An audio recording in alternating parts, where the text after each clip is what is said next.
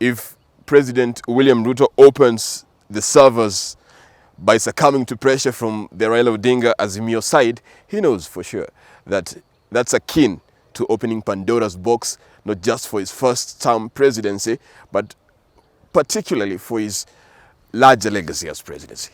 Welcome to the show. My name is Kimathi. This is the Kenya Report Youth Show, where we have perspective-based discussions on the politics of the day, looking at how it happened, how it was reported, and how it ought to have been reported. My name is Kimathi. Stay along. It's interesting week coming up because the bipartisan talks, or national accord, or handshake talks, whatever you want to call them, negotiations, they are coming up this next week, or they're already happening. Who knows how much is happening behind closed doors in this country. But the issue now is it seems to have become a tug of war. The olive branch has become one now that everyone is tagging from their side. And the issue now is the servers. Open the servers. It's a very familiar song from that camp because 2013, after the general elections, that the IEBC was chaired by Hassan somebody. And the issue was IEBC election justice. And as we've said again before, for Raila Odinga, the gameplay of having legal issues embedded in the bigger agenda lists of his maandamanos is a siege on any government that he's held siege on. He's always had very valid legal and constitutionally sound reasons. And this time, again, it's the issue of servers. And he knows it's watertight even if it goes to court. And again, from where we started, if Ruto succumbs to that kind of pressure and he opens those servers, he opens those servers to the scrutiny of not just Azimio, but the courts. Even if, for sure, as he claims, I don't know, everybody was, everybody on the Odinga side was wrong and Ruto actually won, it's still going to be a lot of problems for his presidency if it gives the Azimio side a chance to look inside those servers. Why? Let's break it down. First, in a legal case, any legal case, there are like threads. Think of a worn-out piece of fabric with threads hanging out. In a case where it's a system of involving hundreds of thousands of numbers, Azimio lawyers will again find another loophole to start another circus, if not in court, maybe then in the court of public opinion. And that's still going to generate the fuel and the fire that Odinga is lighting under the Ruto ass right now, because Ruto came into presidency with this naivety of the charisma that drives the crowds out in the campaign trail and gets him that popularity. He thought that's going to help once he becomes president. And I think the president now is forgetting that in 2013, that same charisma that has propelled him to rush ahead of a veteran presidential aspirant and become a first-time winner, he thinks it's new to him. But it happened to Uhuru Kenyatta. When he came first, there was this, what do you call it? Love in the air, especially in the mountain area, for the president, tied to the issues of the ICC, but also the first-timer euphoria has always captured Kenyans, even Kibaki back then. We've said this before. And for Ruto, he thinks it's a special thing. It's a new thing. It's not. And Raila seems to know it's not a new thing.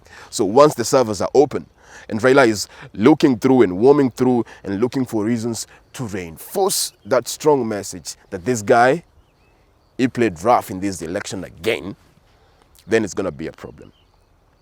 Because Kenyans, a large portion, 7 million, 6 million, whatever number you believe in strong, are behind Raila Odinga, and they're saying, you guy, we need to see changes. Our country is going the Sri Lankan way. It's going the wrong way. And you ought to save us. You said you could save us. You said you can do this. You said stadiums. You said you can save our mothers and our women and children. You gave us promises, man. You ought to keep them. Right? And these are the people. And if people start talking now and complaining, it's going to go on for like, 4 years. And by the time the complaining has reached fever pitch, it's 2026, then 2027, and that's President William Samoei Ruto's uttermost worst nightmare. So, servers won't be open. There's going to be maneuvering and going around and fighting and talking. Ruto will be more willing to give in to other demands, which ultimately giving Raila Odinga and his team a very big slice of the cake that already he has hoarded for himself and his Mount Kenya buddies. And when they talk about slice, we had Karua yesterday. She was talking about open the servers. We don't want the bread to be shared. They will show us who's the owner of the mkate. And if it proves that they have the mkate legitimately, then they can have it. But it proves it's our mkate, man, we won't have them have a slice, a crumb of it. And the way she described this mkate, it was clear that for this elite group of these Kenyans, very smart people, this mkate is not to be shared by anyone outside their little club squares in Karen and all those other places they go. They don't talk about us, right?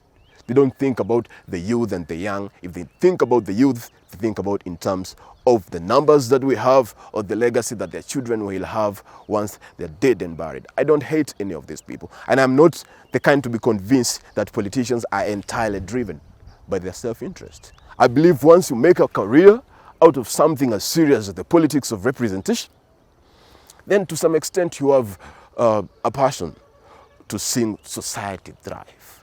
Because the individuality of a group is just as big as the individuality of the one person, if you really look at it deeply. And I think if you look, like, you might ask, what are the benefits of having Raila Odinga in a Ruto government? Yet we've seen before that Raila Odinga was in a handshake government with Uhuru Kenyatta. It didn't benefit anyone. But really, if you're a reporter like myself at that time, or someone who has even traveled slightly more than me, you would know the developmental injustices that have been meted on some people, on some regions of this country. And when someone is deep in government, like during the time of the Grand Coalition government, which was the dream government, a lot of people in places like Siaya, far-flung places like Homa Bay, places where governments would perpetually just pinch on what they are supposed to have, those places got a little bit more governmental attention once their people were deep in government. And that's what Raila is saying. Man, we had so much going for our people then. Maybe we can go back inside. And he first did it in the National Court government, and he realized it has so much benefit, not just for him, but for his people too. Because once the government is always been focused around the two large communities, cash crop communities, because for a long time the cash crop has always controlled our politics. And the cash crop producers, the exporters, have always felt like they still deserve the lion's share, even though that has long changed. The economy has long evolved into one that a lot more people contribute to the economy, to the basket of the food, of the national basket. And even more so now, we are moving to a digital economy where tribal lines and agriculture will no longer be the central source of income for Kenyans. And it's going to have to change. So these politicians are looking at their people and feeling like we are always going back empty-handed. And maybe these handshakes are making it a little better, because we don't seem to have enough leverage to actually use the conventional means of representation to push our people to the highest echelons of government. We cannot have a president. So maybe we can light a fire under these people's butts until they give in to our demands. But the servers, this guy knows. He's not going to open them. So the question that you ask as you conclude, what's them? I don't think the server card is the last of the Raila Odinga Azimio team in this whole circus. And I've said it before, I don't think I can authoritatively predict how this is going to end. Although the motives are clear, largely, for both sides, if you want to see them. But what we can say for certain is the hard stance games being played here, everybody hiding their trump card, the Mexican standoff. It's going to play for a while, and we might even see people going back to the streets. But in the end, the winners, as I say, folks, is not going to be you or me or our sisters in college, our fourth-year brothers, or those younger siblings who are in Form 2 or 3 hoping to go to college and get through it safely and alive, because we almost did. It's not our older brothers who are trying to settle, or ourselves. No, man. The beneficiaries of this whole circus are the players. We are spectators. We get to go home and say, whew, such a nice game. Thank you for watching. This is Kenyan Report.